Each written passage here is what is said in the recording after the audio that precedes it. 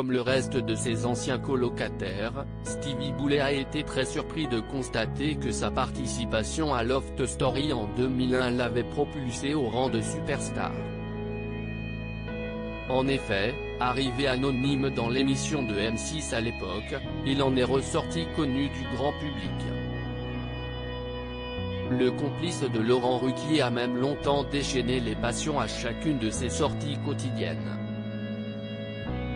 Une période dont il ne garde pas un très bon souvenir. Vous savez que j'ai été 5 ans sans pouvoir sortir. J'étais traumatisé. 5 ans facilement, a-t-il révélé à Anne-Elisabeth Lemoine dans 6 à la maison, France 2, mercredi soir. Pour justifier ses dires, Stevie Boulet a raconté une anecdote quelque peu angoissante. On était enfermés dans un hôtel et un jour, je me suis dit, oh puis merde, je suis comme tout le monde, je vais sortir au centre commercial. On était au Concorde Lafayette et il y a un centre commercial juste en bas. Je n'allais pas faire des milliers de kilomètres, mais je me suis dit allez, j'ai mis une casquette quand même pour me cacher et je suis descendu.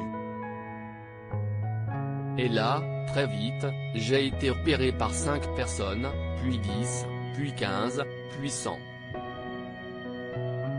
Et j'étais bloqué dans un magasin, j'essayais de sortir, a-t-il confié.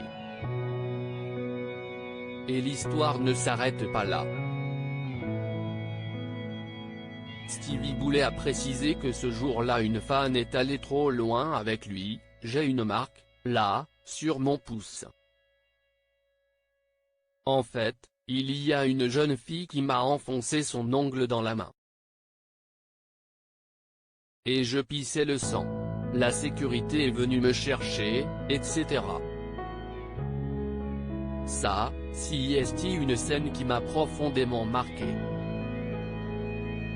Je me suis dit que je ne pouvais plus faire ce que je veux, quand je le veux. Il y a des limites. 20 ans après Loft Story, Stevie Boulet ne regrette en rien sa participation. Il sera d'ailleurs présent ce jeudi en direct sur C8 pour fêter l'anniversaire du programme avec peut-être d'autres anecdotes croustillantes.